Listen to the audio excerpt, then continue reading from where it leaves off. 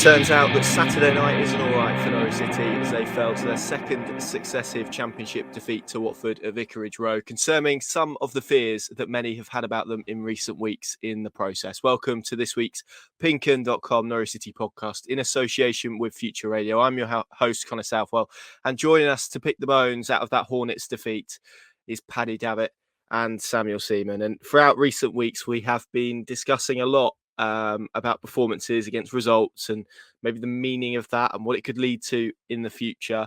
Norwich, from going 9 unbeaten and now only have 1 win in 5, and it's amazing how you can flip these things in such a short space of time. But Paddy, the last 2 games specifically, are we beginning to maybe see some of the fears that people have had about Norwich City come to pass, come to fruition, particularly probably Saturday night's defeat to Watford, maybe more so than that defeat to Preston last weekend?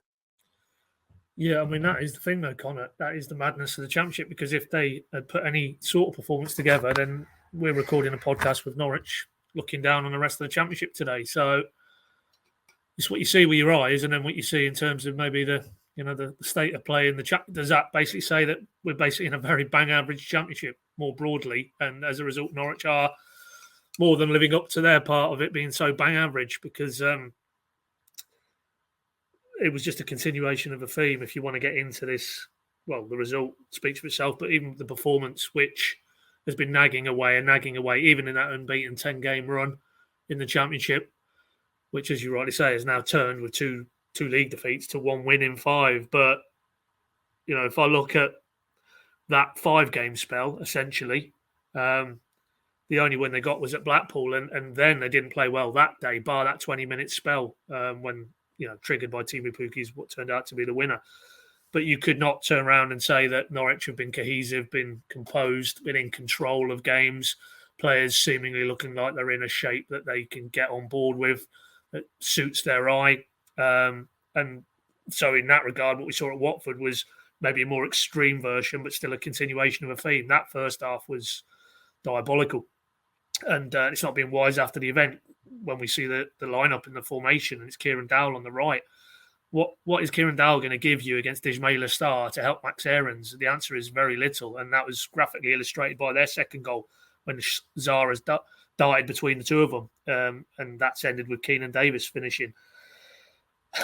Sargent on the left, I don't really buy this about Dean Smith saying, well, we wanted to get him on the inside shoulder of Dan Gosling, who was playing right back for Watford, and he scored a goal, yes, but that was very firmly in the width of the penalty box, So for me, that was him operating in a central area.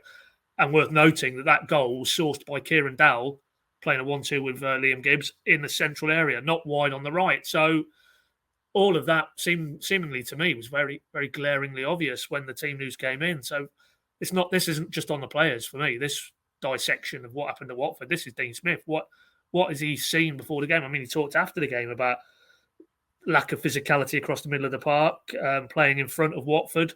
But that all stems from him, surely, in terms of his selections and the instructions he gives to those players. And, what a sad indictment that they had to basically rush Isaac Hayden back at half-time when Dean Smith, again, after the game, candidly said he only wanted to give him 10 or 15 minutes. They had to throw him in because the wheels had firmly come off, and it didn't turn around the result, and it might be the dividend is down the line now if they can keep him fit. But no, I think what we saw at Watford was just another, albeit marked, example of what we've seen in the last 5 games particularly, and the difference between that block of 5 and maybe the games before is they aren't getting the results now to mask the deficiencies in performance and disjointed nature of where some of the personnel are playing. Again, at half-time, he makes 2 midfield changes, but also, and it kind of went under the radar, he switches his fullbacks. What is that saying? Is that saying that, and Byram did look more comfortable on his natural right side, and Aarons was spared the relief of having to try and deal with Ismaila Sarr, which he failed singularly to do. It's just a mishmash of structural issues, tactical issues, personnel issues, and that's all at the door of Dean Smith for me, because this group of players are fundamentally better than 1 win in 5, and it needs to change rapidly. He spent quite a lot of the build-up talking about the hire and fire culture in the Championship more broadly, and how 9 managers had gone, 7 of those not on their own terms. Alex Neil and Paul Warne went seemingly to better opportunities in their view. But a guy who's got 600 odd games to use his own figure in the dugout knows results need to turn. If they don't, then we know how this ends. So the alarm bells are sounding louder, probably. I think they were there in the background, maybe in the distance, and the volume's getting turned down when they're putting 10 unbeaten games together. But now we can hear them. And who comes to town Tuesday night, Carr Road? It's a Luton who haven't lost in the league. Well, they've lost once in the league since August 17th. And they've got September's Player of the Month in their ranks, who's a former FA Cup youth winner for Norwich, and Carlton Morris. I think we all know how that script may end. And if it did, heaven help us, because it would get pretty toxic at Carr Road. So these are big moments now, very big moments. And that insurance policy from 10 unbeaten, they'll have cashed that up in full if they get the other side of Luton, Sheffield United and Burnley, and they haven't added any more points, or maybe a point to their tally, because then it won't be enough to say, this is all wrong, but look at the league table, because the league table will be having a very different complexion if they don't pick up any points in these next 3 games. Yeah, I'm sure people have been listening to the pod in recent weeks and hearing us talk about this, and we've spoken about it, to be fair, probably since the start of pre-season, to be completely honest. This isn't a new conversation that we've been having, and we were having it during that period where Norwich were unbeaten and they were winning games. I'm sure people were listening thinking we're being overly negative or perhaps even overly critical, but it's this differentiation that we've seen all season between perhaps the eye test and the results test, and Norwich have maybe been passing the results test and not the eye test, so to speak. And that's not just being aesthetic, that's also being effective at points as well. And the last time we've probably really seen them be effective was that win away at Blackpool. And I mean, Pad's right, Sam, isn't he, in terms of the way this Norwich City team set up. And I don't think we're being wise after the event. I think, if you go back and watch the team news video that me and Paddy did last night, I think we asked some of those questions before the game. And actually listening to Dean Smith post-match, and he was talking about how if you get this Watford team running towards their own goal, that's when you perhaps cause them problems. And yet he then contradicts that by saying he wanted to put a load of footballers in the team to try and out-football them and ultimately play in front of them. So that's, I mean, make it make sense, Sam, is basically what I'm asking you, because it just felt, as Paddy said, tactically wrong. It felt like they got the system wrong, and it felt like they got the personnel wrong as well from the off. Yeah, I don't really understand it. I suppose the explanation Dean Smith might have offered if asked was he had players like Kieran Dowell in there who might be able to slot those through balls in and get in behind the Watford defence, but it wasn't, as you said, if Watford are going to come and sit behind the ball, which was what they did for the large majority, not only was that sort of their setup going into the game, but Norwich allowed them to do that with a pretty woeful 20 minutes in the middle of the first half that obviously opened up a lead that made it totally comfortable for Watford to sit behind the ball for the rest of the game. And that means you can't really get players sort of in behind by just playing those balls. What they wanted to do was invite Watford on, and you said this to us yesterday in the car on the way back. What they wanted to do was invite Watford on, and Watford were just saying, no thanks, we're winning 2-0 and we'll sit behind the ball and let you pass it in front of us. And Norwich didn't seem to have any sort of answers around that. And I think perhaps the best setup from the start would have been if Dean Smith did believe that the best way to counteract Watford's defensive security and organisation was to get him behind them. He perhaps should have recognised that and perhaps invited Watford onto Norwich when it was 0-0, when they had more scope for perhaps deciding which way the game went. But as soon as you have such a sloppy concession of 2 goals, really, and let's remember they saved a penalty as well, and probably the goal was scored from a moment of individual brilliance rather than any sort of tactical strength or organisational profits. And they could have easily gone in at halftime 3-0 down. So if you're going to try and play like that, number one, you need to not concede early as they did, and you need to start better than they did. And number two, as you said, you probably don't start with the likes of Kieran Dowell, Marcelino Nunez in midfield, Liam Gibbs maybe as well, who I thought struggled again yesterday. You probably set up to try and counter-attack. You probably set up with Josh Sargent through the middle, as obviously you and Paddy have just spoken about just then. It does seem like an incoherent strategy, and that's something we've said, for the whole of this season. I think people confuse it with us maybe saying that Norwich need to play possession-based football, or they need to play similar football to what they did under Daniel Farke. And I don't think anyone is saying that, really. I think they're just saying they'd like to see any sort of coherent plan and at least know what the team is trying to do, because we can say that game to game, Dean Smith likes to change it up. But it feels like even in the same game, he's trying to play possession football and counter-attacking football and long ball football all at the same time. Because, you go Josh Sargent on the wing, and it sort of suggests this is going to be a horrible physical team that's, so strong and focused on that they can't even force their sort of big man through the middle of the pitch. And then, you look at the likes of Kieran Dowell, and is he the sort of winger? He's not a winger, is he? And he's certainly not the sort of winger that's going to be playing in a counter-attacking system. And Dean Smith knows that.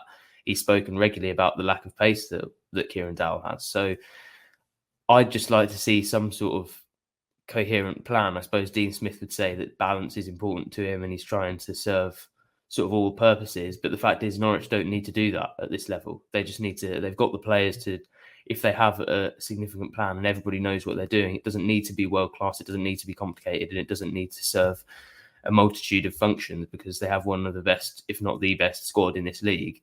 And I think if everybody knew what they were doing, it would be pretty comfortable for Norwich to come away with 3 points in every game. So for the first time, I think, or maybe not for the first time, but for probably the most significant time, I'm looking at Dean Smith, as Paddy obviously said, I'm looking at Dean Smith in terms of responsibility for this result. And I don't think he could shirk that, really. Yes, there were individual errors. There were problems with how the goals were conceded, especially the first one. I don't know how on earth Lauser finds it as much time as he had at the back post. But yeah, organisationally, I think there were certainly problems, and Dean Smith probably has to bear a lot of responsibility for that. Yeah, it's an interesting spell that they're in at the moment. It is interesting what Dean Smith is trying to do in many ways, and this comes obviously after a week where he appeared on national radio and spoke about the importance of managers surviving and as being a coach, almost giving yourself a window before you can then build and maybe implement what you're trying to do. But I mean, we've spoken about it for weeks and weeks and weeks, Pad, that actually you can almost, and he said it himself, actually, winning is the best sticking plaster, and it does feel like that's kind of come off for Norwich City in recent weeks. I mean, we spoke about it a couple of weeks ago, but if they don't win games and you're kind of left with that, I think everyone is probably feeling a little bit frustrated maybe by what they're seeing, because they're seeing a group of players that they're constantly perhaps told and everyone expects to maybe be better than the showing and what we're seeing from them at the moment, particularly in this current run. I mean, this Norwich City team at this level, in what you've described as perhaps not the best championship we've ever seen, should not be going 5 games with only 1 win, should they? Well, I mean, Dean Smith, now only a few hours ago, given it was a Saturday night kickoff, when I said, "Are you concerned in any way?" and his response was that this group of players, this is their head coach, should not be losing back-to-back games at this level, and that's not an arrogance. I don't think. I think that's just him being very candid. That he looks at the group of players he's got, he's looked at the teams they're playing against, and he thinks pound for pound they've got better players. So he's almost indirectly saying, well, if it's not the players, the problem, where is the problem? And he'll have to take a long, hard look after that performance from him and his coaching staff, because the scrambled nature of the thinking that was evidenced in that first half. It was almost like the players weren't quite sure what the instructions were or what the game plan was. I mean, this trying to switch the play, he talked about as well, and then get Sam Byram, free on the left, which they achieved to a degree, and Kenny McLean with those big switches. But then Sam Byram, how unconvincing is he when he tried to go on the outside, a right-footed player trying to take on players on his weaker foot? Surely that's not the best route for Norwich to deconstruct whatever threat they had from Watford. And if it was about don't play in front of them, then, and again, I'm not trying to be wise after the event, I just can't fathom. Sam asked him after the game, were you tempted to retain the, whatever you want to call it, diamond, not diamond, but certainly the two-pronged central axis of Pookie and Sargent, which we saw in that very bright spell against Preston. We all know that the result didn't go for them, but I don't think that was a result of the setup at the top end of the pitch. He said he was tempted, but he went against it. But then in the same press conference, you're talking about what you expected from Watford. Well, surely if they expected a team who were looking to counter and be very aggressive across the middle of the park, you go longer. And by playing Sargent down the middle with Pookie, that affords them the opportunity to do that. They have that physicality with Sargent to hold the ball up, Pookie to run off him and do what he does very well in the channels. I'm talking on your behalf, boys. I don't think we have a coaching badge between us, but certainly not one of a senior UEFA Pro license level. But that looks very basic to me. Why? Which takes the point you've just made there, Connor. If you think, or it might be Sam actually, if you think you have the better players than most teams in this division, impose yourself on them. Don't try and go down this cul-de-sac of we need to do this, this, and this to counteract what the opposition are going to do. And again, it's not being arrogant. Of course, Watford have got very good players. He's made a start, too good for the Premier for the Championship, certainly. But be confident in your own ability as a coach and your playing staff to impose what you want to do on the opposition. Okay, you can't go gung-ho and you have to temper it, particularly when you go away from home. But I just think, and it's easy to say it now after the event, but if Norwich had gone with that similar type of forward setup, I don't think you see quite the limpness of that first half. And it may not have proved, as it didn't against Preston, good enough to get the win. There might have been other areas. We can get into the defensive abdication all night in due course. But I just think they're better set up in that type of game in that first half than what they did offer. And, it's frustrating because, there is a group of players there good enough to I'm not saying, put the hammer down and pull away from the Championship, but certainly to be better than this fitful, incremental, good for a little spell in games. Then we see what we saw again, but to a more marked degree against Watford. And how long does that continue before the noise around Smith and his players is too hard to ignore, really. And as I say, don't want to repeat myself, but what's insulating them at the minute is that they have had that productive spell in terms of points and accumulation, allied to, I think, a very average Championship, and they're firmly in the mix and remain firmly in the mix. But, the underlying trends are aggressive and it's concerning. And if the head coach is, going into games and seeing things that don't transpire in games, then, that's on him. And, it doesn't matter how good your individual players are. If you're almost handicapping them to a degree in terms of how you set them up and what the instructions are you send them out with, then, it's not enough to rely on Sargent to do something or Pookie to do something or, one of the other players. Fundamentally, a lot of this group, we're not good at the level above, nowhere near good enough. And I don't think they're, to be fair, far better than a lot of the teams at this level. I think there's much of a muchness, and it needs not just good players, it needs good coaching and good setups and good formations and good tactical stuff within games, good use of substitutes as well. And over the evidence of these last 5 games, have we seen that? No.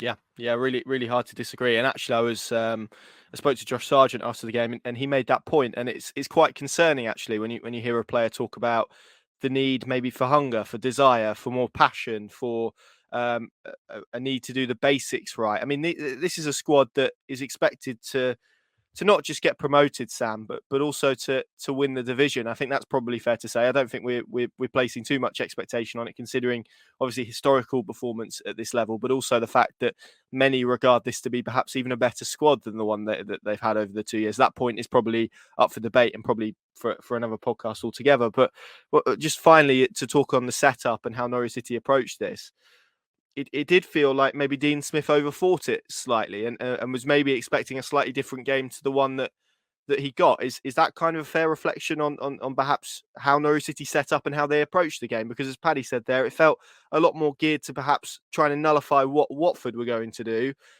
a Watford side who bounced into this game with 2 back-to-back defeats, rather than what his Norwich City side were going to try and do. Yeah, I'd agree with that. And I think there's been too much focus across the whole piece on nullifying what opposition teams are doing. And Paddy made that point that, if this is the best squad in the league, why on earth are you trying to do that every game? And I think part of the refreshing aspect of Daniel Farke's setup that everybody was obviously so enamoured with was that every game they set out and said, this is going to be a game about Norwich City, and Norwich fans went to games feeling like even if they lost, it was a sort of, it was a Norwich City based performance and the other team was almost an accessory. Whereas now it's like it's the other way around. It's like Dean Smith's doing a tour of the Championship and assessing all the different playing styles he comes up against, which is bizarre, I think, given in the press conference before the game, he spoke about how last season he felt Norwich couldn't out-football many teams, and that's why he set up in the way he did at times. And he said in the Championship, Norwich can out-football most teams. Well, if you've got that belief, then show it a little bit, rather than trying to second guess what opposition teams are going to do, trying to counteract a number of problems and inconveniencing yourself at times to do that. Go out and make it about Norwich and make Watford worry about Norwich, because that's certainly the way it should be. But Slaven Bilic came in and did his press conference, and where perhaps a lot of the analysis when a team, I think Watford were maybe slight underdogs given their position in the table. I know it was perhaps closer than things going into the game might suggest, but as you'd most analysis when a team that isn't expected to win wins focuses on the bigger team and how they haven't done what they were trying to do and how they haven't succeeded in the ways they normally have. Slaven Bilic came in, talked about Watford for 15 minutes, and only when prompted by me to talk about Norwich did he start doing that. And that feels like almost the opposite of what Dean Smith would do. And I thought that was actually a keen example of what Norwich should perhaps be trying to do. Don't worry about, Dan Gosling at right back and what he's going to do. Worry about which player is going to be more effective. Is Josh Sargent going to be more effective on the wing or through the centre?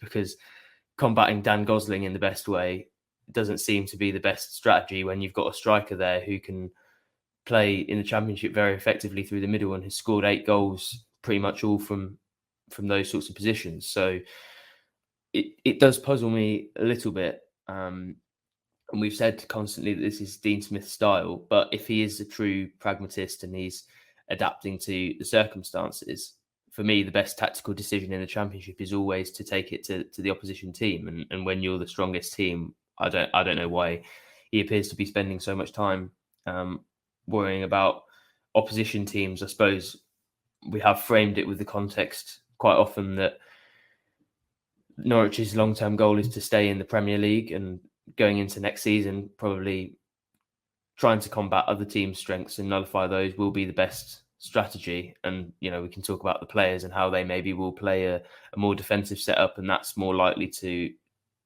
turn into a successful Premier League team. And maybe we could make the concession that as a coach, if you practice in that way and you set up in that way week by week, when you go up to the Premier League, you're sort of used to that process. But I don't think that's the best way to go about it. Dean Smith has constantly spoken about how he's worried about getting out of the Championship first, and then he'll worry about the Premier League. So treat it like the Championship. Treat it like, I know he said he's not Daniel Farke, but maybe treat it like other managers who have managed Norwich have treated the Championship. And going back, even it doesn't have to be that Daniel Farke style. Alex Neil took every game to the opposition. He barely worried about the opposition at all at times, I think, in the Championship. And that was when Alex Neil's sides were best, when they just went out and took games to opposition sides in the second division. So all the evidence is there that if they want to get out of the Championship first and they want to treat it like a division they're expected to win, the best decision is to focus on themselves and not to,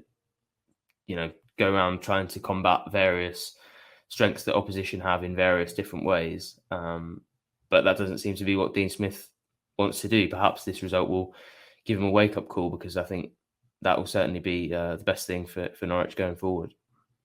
Disjointed, I think, is the word. Not just Norwich City's performances, but it's how I describe the whole thing at the moment. This connection between fans and players, fans and coach, it's all very disjointed, and particularly the run that they're in at the moment, this sticky spell doesn't really feel like it's going to pass particularly easily.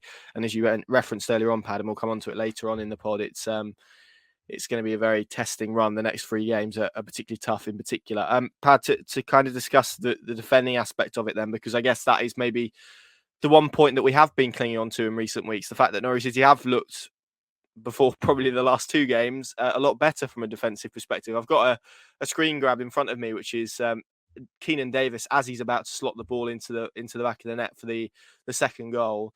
I count, obviously excluding Angus Gunn, 8 Norwich City players in the box compared to Watford's 5, and yet Keenan Davis is somehow stood absolutely free inside the 6-yard box to basically, well, I mean, if a striker misses from there, then you've got problems basically. But he managed to slot it in for 2-0. The first goal was just as bad, really. Sam Byram, I think, trying to go across to cover Ismail Assar or follow Ismail Assar from a Norwich City corner, but then nobody really covered him on the other side, and you're left with Imran Louza with a massive amount of space and he did scuff the volley to put it in the back of the net. It was also some rather clumsy defending for Liam Gibbs for the penalty. There were other examples. I think Keenan Davis had another shot that Angus Gunn saved early on. There was one in the second half. There was one from a set piece that maybe they should have done better with. I mean, this is now 2 games where we've seen individual errors, but also poor defending from a structural perspective as well, from a team that, to be fair, in the sort of first portion of the season, this kind of looked like their USP really. Well, mainly because Dean Smith, when he first came in, going back to the Premier League, made it his mission almost. You could flippantly say, well, he didn't succeed really in that, given they unravelled at the same speed they were probably going to unravel under Daniel Farker. But to make them tougher defensively with a better structure and almost get that solid foundation and platform, and albeit at a lower level against teams with players who don't take the same ratio of chances, that the evidence that was building would suggest that he had not cracked the code, but that had been the case. But these last 2 games, structurally and individually, complete abdication. I mean, for a top level or a coach and with top level aspirations, what he and his fellow coaches and Alan Russell, the set piece, make of essentially that first goal came from a Norwich corner. I mean, that's just Hackney Marshes stuff, really. Not a team with pretensions to be in the Premier League. It's more evidence for me of that, the scrambled thinking, the scrambled actions of those on and off the park that culminated in that first half that probably is without parallel this season. I can't think of quite so poor a first half from a Norwich team.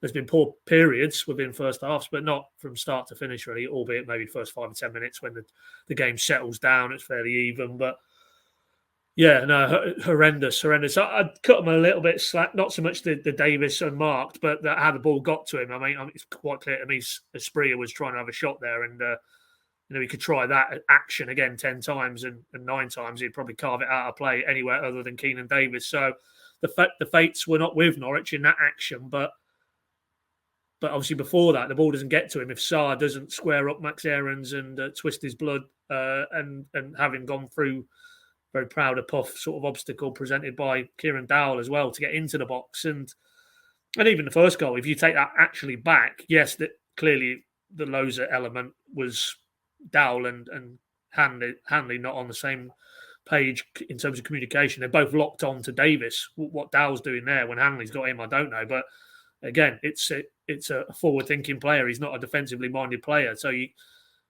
expect him to be better than that. But fundamentally, those areas of the pitch are not where Kieran Dowell is going to have any real positive impact. But even that before the ball gets to Louza, it's because Max Aarons hasn't closed down Sarr quick enough and allows him to get his head up on the edge of the box on the opposite side and pick that pass out. And he's good enough. He has the quality. He will do that. So you'd love to be a fly on the wall of the learning zone at Colney in the next day or two when they debrief that game, because as Dean Smith said on Friday to us after the Preston debacle, that goal involving Krul and Aarons and Gibbs, I think it was the second goal Preston scored, he basically threw the floor over to them and wanted those lads to have an honest conversation and encourages that. So what those conversations will look like when they punch up on the screen Watford's first and second goals, then as I say, I'd love to be part of that, because it's almost, what's the point in talking? What is the point in continually sort of debriefing that if the same issues are still there? Does it get to the point where you have to consider, and he made the change with the keeper, do you have to change outfield defenders? He may be forced into one, unfortunately, now, because it looks like Omabama Daly has suffered a left ankle injury. clearly we're in this phase of letting it settle down to assess the full extent, but very, very, very unlikely that we see him against Luton. So that will necessitate a change, and Ben Gibson will come in alongside Hanley, I'm sure. But those fullbacks, are they convincing you that they're defensively sound? Let alone offering anything in terms of an attacking sense. Thankfully, Yanulis is supposed to be back in training from today, tomorrow. Probably too soon to throw him back in, but then he did it with Hayden, didn't he? So maybe not completely rule him out for Luton, but would be a stretch, I think, to start him. But I think it is getting to the point now where it probably does need personnel shaking up as well, because it's the same players making the same errors, and maybe that that structural element to the defending or lack of defending again is a concerning element, because that rests at the coaching. What are they being coached at Colney day to day? Smith, Shakespeare, Bramley, Russell, what are they doing with them? What drills are they doing with them? Because I don't think it's enough to just say it's a lack of confidence underpinning what we've seen defensively in the last two games. It feels like a much deeper rooted issues, and that all comes back for me back round to not what we see on the pitch. What we see on the pitch should be a representation on a Saturday and a Tuesday of what we see or what is happening day to day at Colney. So it does start to pose some serious questions about what on earth they are doing on a day to day basis, in terms of embedding the principles of good defending individually and collectively. Yeah, absolutely. It's a really interesting point. And you mentioned kind of shuffling around some of the defenders there. Probably prompts us nicely onto a conversation about Max Aarons, Sam, but obviously we can broaden it out to the fullbacks more generally. The only sort of real comparison I can make is when Grant Holt played under Chesterton, and he didn't look happy. The system didn't work. He might have scored goals and been somewhat effective, but I think he said after the event that he didn't really like the style of play and that it didn't necessarily suit him. It kind of feels like that with Max Aarons in this Dean Smith setup, doesn't it? Kind of curved from an attacking perspective, can't really impact games, isn't really given the freedom or the license that he was to go and hurt teams from an attacking perspective. Got absolutely run ragged by Ismail Assar, who, by all accounts, I've seen various Watford fans say has looked not himself recently. Obviously, coming back from a long-term injury and maybe not been as willing to engage defenders 1v1 as perhaps he was on Saturday night. So, I think we probably, I mean, we have spoken about this before. I think around Max and around this kind of plateau. But it does feel like he needs a little bit more freedom from an attacking perspective to maybe feel himself again, so to speak, without I'm doing this kind of without speaking to him, so it's hard, but that's certainly what it looks like looking at it when he's on the pitch and when he's playing. Yeah, it feels a bit more like a regression than a plateauing at the moment, to be honest. I think we maybe reached that plateau 2-3 years ago even. I don't think we've seen him improve much since that first relegation in 2020, and now it feels like Smith's system, as you referenced, is really curbing his strengths. I think defensively, he's underrated in some aspects. In my mind, I think when he's sort of covering around the back post, I think he does a decent job at times. There was one clearance yesterday, actually, when he was playing left back. I think Gunn could have dealt better with a shot, and it spilled almost into Keenan Davis' path, and Max Aarons was at the back post mopping up and cleared it. But one-on-one, that's always been a bit of a weakness, and we saw him really struggle against Diangana against West Brom at Carrow Road, and it was a similar situation against Ismail Assar yesterday. And when he doesn't have those attacking elements to almost make up for it, I think in the early parts of his Norwich City career, we were saying it was almost the attacking part was what you were speaking about, and that was why he was such a good player. And then the defensive side was a little bit of a caveat and something that we were hoping he would improve upon, a little bit of a sort of Trent Alexander-Arnold feeling about that. But now that he doesn't have the attacking elements to speak about, and we can't talk about all the brilliant link-ups he's had with Teemu Pukki or Emi Buendia as it was when he was at his best down that right-hand side, it doesn't feel like there's much to cling on to and much to show as an example of why Max Aarons is a good player and why he should be in this side. So you do feel for him a little bit. I also think perhaps the defensive weaknesses can be minimised by allowing him to attack a little bit, because it sort of pins back the winger, forces them to come back and help out on the defensive side. And that means that Ismaila Sarr is maybe, when Watford counter and when they win the ball back and sort of go, Ismaila Sarr isn't receiving the ball on the halfway line because that's where Max Aarons is and that's where he's allowed to stand. Ismaila Sarr might be receiving the ball on the edge of his box because Max Aarons has forced him to come back and defend against him. So I don't necessarily think it's a case of having to take away from the attacking side to benefit on the defensive side, especially given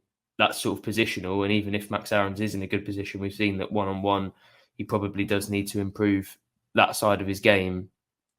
And, even if he is in a deep position, Sarr got the better of him a couple of times, or a few times yesterday, really, to the extent that Dean Smith actually had to swap wings to avoid him potentially getting carded again, as he said in his press conference. So it's another feeling of a player where Dean Smith probably isn't getting the best out of them. And I don't want to just bash Dean Smith for the whole of this podcast. I think there aren't too many players in that Norwich team, bar Josh Sargent, who could say that they've had as good a season as they were hoping to, or as good a season in the Championship as they certainly could have. But it feels like this is more of a system issue than a personnel issue, because we've seen Max Aarons' talent before and his consistency as well. This isn't a player who's just put in some excellent performances and has shown signs of a good player. This isn't a Josh Murphy or a Nathan Redmond where you think perhaps the inconsistency is the issue, and when they go on to bigger things, that's what rears its head later on in their career. Because we were looking at it, and I remember a time when the classic trope about Aarons was, never less than a 7, sort of quite a consistent 8 out of 10 for Norwich, and now it feels like he's a pretty consistent 5 out of 10, unfortunately. So I don't know what you can blame that on other than the system and Dean Smith, and you can understand, especially in the Premier League, why he might have tried to curb those attacking instincts and why he may have thought instinctively Norwich were poor at defending. Their right back is gallivanting forward as much as he likes. It's a pretty simple fix, but when you drill into it and whether they're actually gaining anything, even defensively, from him being in a deeper position is certainly up for debate for me. And they're certainly not getting the best out of him in an attacking sense, because at times yesterday I actually thought he was the player with the most thrust when he got in and around the Watford box. He's somebody who wants to link up with players. He wants to force the ball into the opposition box. We see it so often, him feeding it into Pukki's feet and trying to get to the byline to find that cutback. But he's not allowed to do that probably half as much as he was under Daniel Farke. And as one of Norwich's best and most talented and sort of most rated across the football world players, it is a little bit baffling that he isn't being given the ability to go and do what he does best. And that's another way that I think Norwich could improve. And hopefully these performances that we've seen and this debate that we're having, because every game it feels like the debate about Max Aarons is worsening and getting more significant. Hopefully Dean Smith picks up on it soon and realises that's the way that he can improve the side, because at Championship level, as we've provided with all the context about them being better than most teams and having more talent, I don't think they need to have their fullbacks on the halfway line when they're attacking at all. And I think Aarons can probably go and attack and can have the freedom to do that against most teams in this division. So I hope he does get let loose. But my instinct at the moment is to say that looks quite far away under Dean Smith, unfortunately. I keep coming back to the quote, and this isn't around Max Aarons, it's around Norwich City generally. It's that one, I'm sure you've heard it if you've played football, which is hard work beats talent when talent refuses to work hard. And it does feel like we've seen that on occasion this season from Norwich City. When you look at the games they've lost, it does feel like they've lost against teams who have maybe with the exception of Preston, wanted it a little bit more, which is quite a concern and something that needs addressing. And maybe that is a motivational point around how they focus on what their task is at this level in this division, rather than maybe looking too far ahead and possibly at what comes next and walking around thinking that maybe they're Premier League players, if some of them are. And it's difficult to say that without obviously being embedded in the group every day. A couple of positives from from last night because there was some. Isaac Hayden came on. I thought it was run out of gas towards the second half of the second half, which is to be expected. But for the first half of the second half, I thought we saw a glimpse of maybe what he could offer to Norwich City: a physicality, protection. I thought he shielded Norwich's back four pretty well. He gave them a better balance. He enabled Gabriel Sara and Kenny McLean to go and press in a better way. I thought Gabby Sara made some excellent off-the-ball movements, particularly in the box.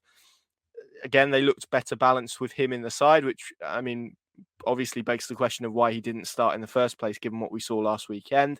I think it's now becoming very difficult to envisage a situation where he isn't starting on Tuesday night.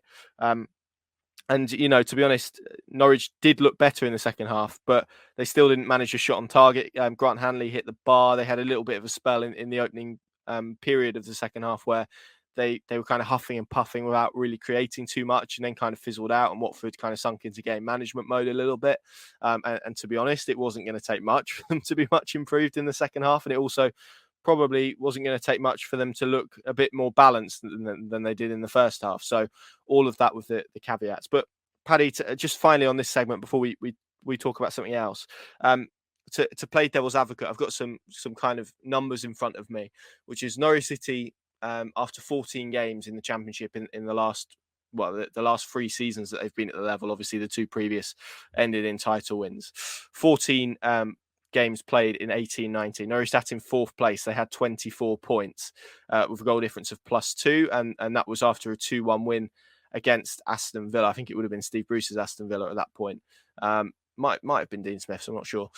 In 2020-21, it was a 1-1 draw against Coventry. They were top at that point with 28 points, a goal difference of +7. You look at where they are currently, it was obviously a 2-1 defeat against Watford last night. They're third place, 24 points, goal difference of +6. So they're actually on the same amount of points as they were at this stage in 18-19.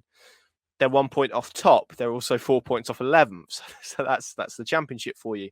You can even extend this back to 2010 if you wanted. They were in fifth place at the same stage with 23 points, having just been beaten 3-1 by Cardiff.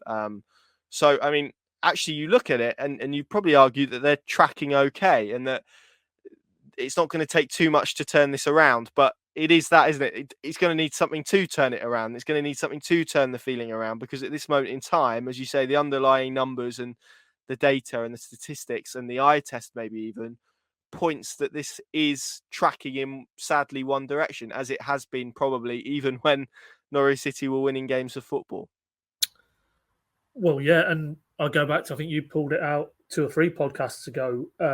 There is a potential parallel to take that point and run with it with the 14-15 season, where Neil Adams was in charge, and at this stage, well, around about this stage, the wheels are starting to come off after, they were in tell a lie, I've got my seasons mixed up. I'm thinking of the season where it was Alex Neil, wasn't it? It was Alex Neil, sorry. The 14. Well, they were top after 12 games. Yeah. It was at the Newcastle, when they went to Newcastle and Dwight Gale scored that trick. Well, that was similar time in the season, wasn't it? It was towards the end of October, I think, where that began to go downhill.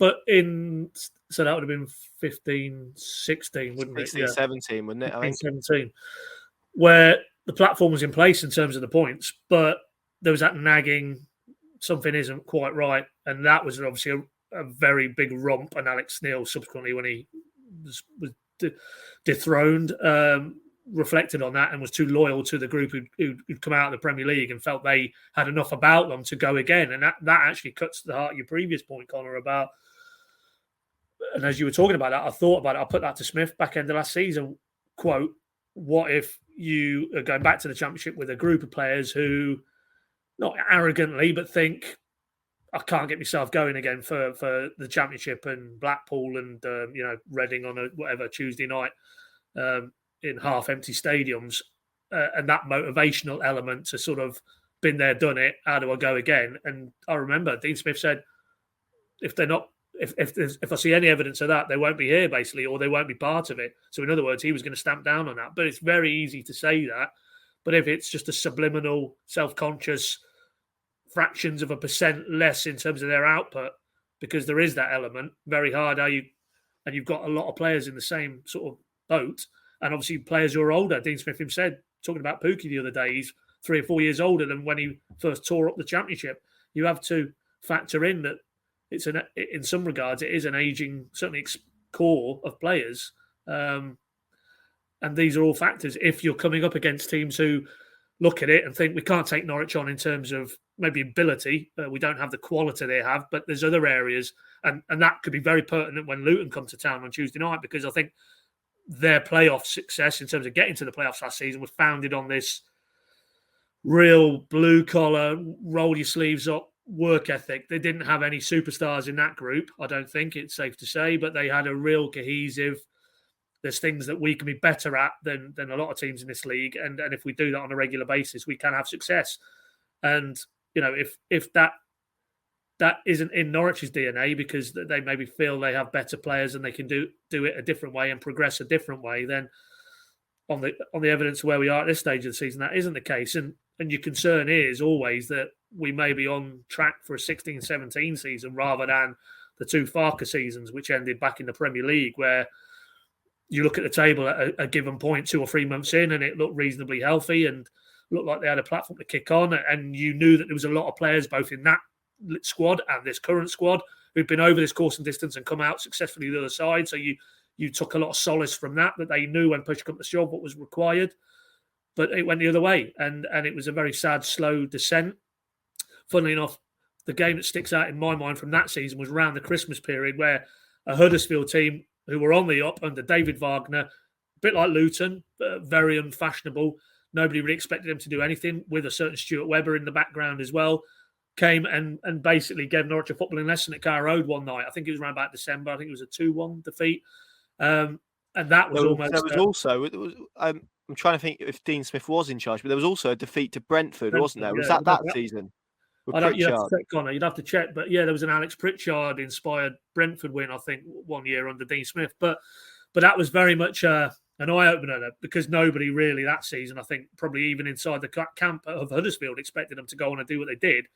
But that's the thing. It's about cycles and curves and teams and groups and clubs and coaches who are on the up, as opposed to ones who are maybe plateauing or going the other way. And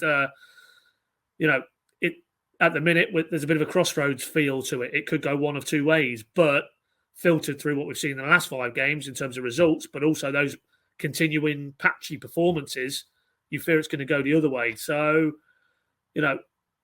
these are big moments. These are big moments. And, if it doesn't come together, and I don't think it's necessarily, for me, you look at it and it isn't about they haven't got the points on the board and they're not able to get results. It's how they're going about it and how they're achieving it.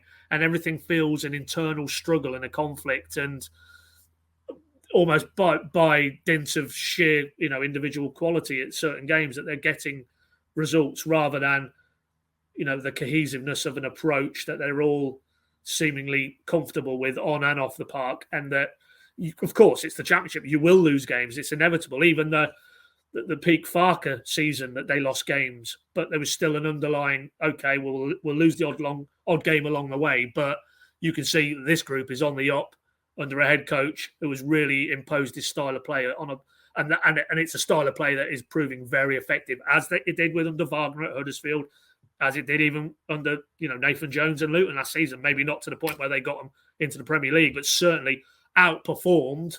And, we hear endlessly about XG this and XA that or whatever, but outperforming maybe the sum of the individual parts of a squad. Could anybody reasonably look at Norwich and Dean Smith and say they're outperforming the sum of the parts? The answer, we all know, is no. And on current trends, it's only going to go one way, and it'll be something more akin to that 16-17 gruel and, another season that ends with, players walking around the pitch at Car Road with those sort of banners that the sponsors provide with "We're going up, we'll see you back in the Premier League." I don't think there's anybody who's looking at this now at this moment in time and saying that's a likely scenario. So, but it's worth reiterating, we're 14 games into a 46-game season. We've got Isaac Hayden back in the mix. We've got Dimi Yunulis to come in there as well. Zara to be really incorporated into the 11. There's more than enough games, quality, now for this to come together and coalesce around Dean Smith and his coaching staff, and whatever style that you want to attach to it, but effectiveness wise, get them back to the Premier League. So I don't think, it's very premature to be talking about his status and his position and the wheels coming off. No, it's more of the same, which is a head coach and a group of players trying to find a residually robust and effective template that means they can go anywhere against any opponent, home or away in the Championship, and pick up points. I don't think right now we have that sense really from the outside looking in. And more worryingly, that first half at Watford suggested to me the players don't really believe it either. And that's more concerning, because if the players aren't buying into it, then that's a bigger question about where this season goes from here. Yeah, absolutely bang on.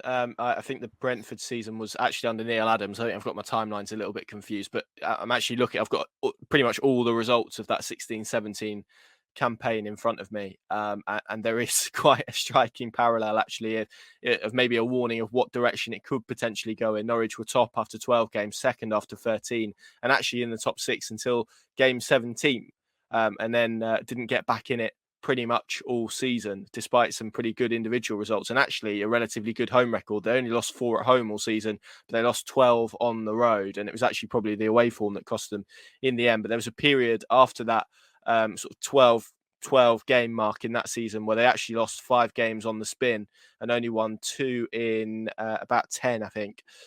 So that maybe illustrates the direction that it could go. It's also worth saying that this is fixable, and Norwich City could find form and find the fixes. And maybe it is a case of Isaac Hayden coming back to fitness. My fear around that is that Norwich City will need him before he's ready.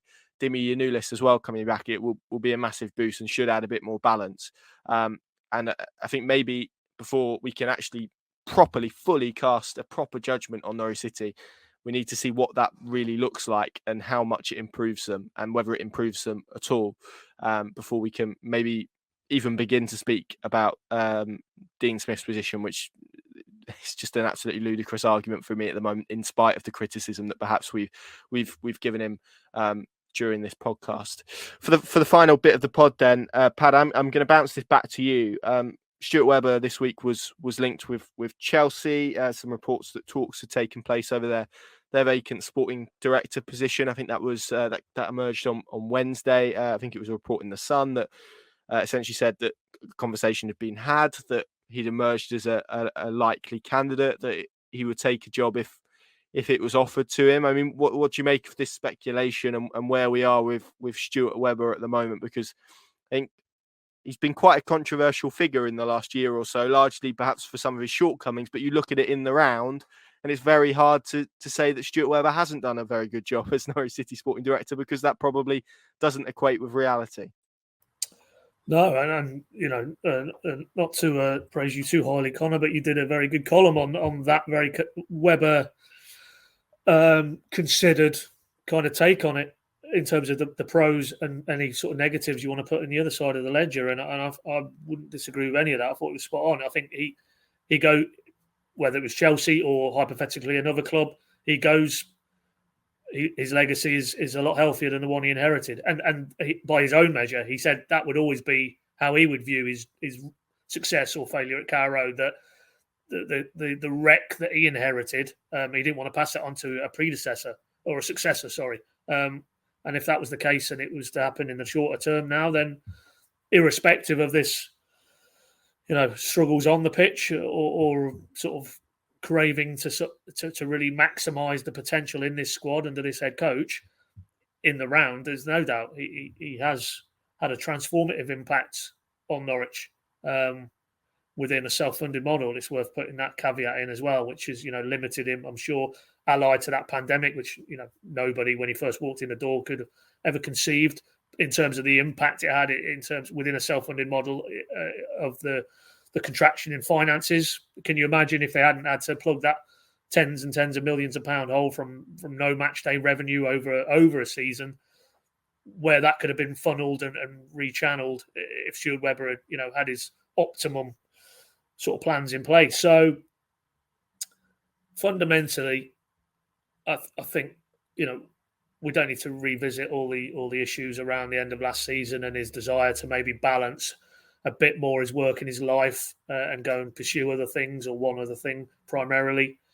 But we said at the time, and I'd still say the case, it does feel that, maybe he isn't fully there now in terms of, it's not the all-consuming thing it was when he walked through the door in 2017. And why would it? Because it's very hard to maintain that almost zealous, ideological, project and be the figurehead of it and carry it all on your shoulders. And he was a young man, and he still is a young man relatively, but that season in, season out takes a toll, I'm sure. And it's no wonder that, maybe through the pandemic that he reassessed parts of his life as well. Now, the interesting thing for me would be, and we don't think there's anything going to be tangibly developing in terms of the Chelsea link from here. It would appear that he was one of a number of people they were looking at as part of a more broader structure they want to put in place around Graham Potter. And that's purely just from all the reports we've seen in the media in the last few days. So I don't think necessarily we need to worry too much about it. It'll be Chelsea, it'll be his exit strategy. But it wouldn't surprise me if at some point that he does go, because it's very hard to maintain what he has achieved to this point, and feel that you're always sort of swimming against the tide. So if it's not Chelsea, it'll be another opportunity. He's said all along that not necessarily in football, so I wouldn't rule that out as well. But I don't think Chelsea's necessarily the fit. What it does do, and it doesn't harm him in the slightest, is if there is a kind of what next in his own mind, to have his name out there linked with a club with the magnitude of Chelsea will do him no harm whatsoever in terms of raising his profile, be it Chelsea or any other club who are looking at him. But it didn't. When I saw those reports, I just thought, no, it doesn't quite have that seamless fit to it for a lot of reasons, both on his side and maybe what Chelsea are looking at. But the reality is, I don't think it'll be the last link involving him, and he's on this rolling contract, so contractually there wouldn't really be too much that would have to be untangled. And of course, he's been grooming a successor. The club would be quick to dismiss that that's how it has been put together. But you bring in a guy and work closely with him, and they share the same office at Colney and Neil Adams, and sharing a lot of the workload, I'm sure, and learning all the time on the job from Stuart. It would seem quite a strange strategy then if, hypothetically, Stuart Weber departs and Neil Adams isn't receiving the baton. So in terms of succession planning, it feels like that's been where they've been working to as well. It's really the only imponderable in this now is the when. I don't think necessarily it's if, it's when, and whether it's in this season, whether it's in the summer, whether it's a bit longer, who knows? But I think we're probably in the end phase of the Stuart Webber and Norwich project, and all it remains to be seen is when and where to, really, for me. Yeah, absolutely. And it's worth noting as well, pretty much every other club, and I think Brighton is a good example, and Liverpool are a good example, that have appointed assistant sporting directors. Those assistants have subsequently gone on to become sporting directors, not too soon after. Obviously, Dan Ashworth moving to Newcastle and Michael Edwards taking a break from the game, and both of their, I think Julian Ward is the sporting director at Liverpool now, and you've got David Ware, I think, at Brighton, who's become that role, or technical director, or whatever they prescribe to it. So that's going to be very interesting. Boys, before we end the pod, I thought we'd look at the next 3 games: Luton, Sheffield United, Burnley. We'll revisit this after this. I'm going to ask for a points tally, maximum of 9, obviously minimum of 0. So Sam, I'm going to come to you first. You can only give me the points. How many are Norwich going to get from the next 3 games? Oh, that is a toughie. I've got 2 potential answers in my head, and I'm trying to decide whether to be optimistic or not.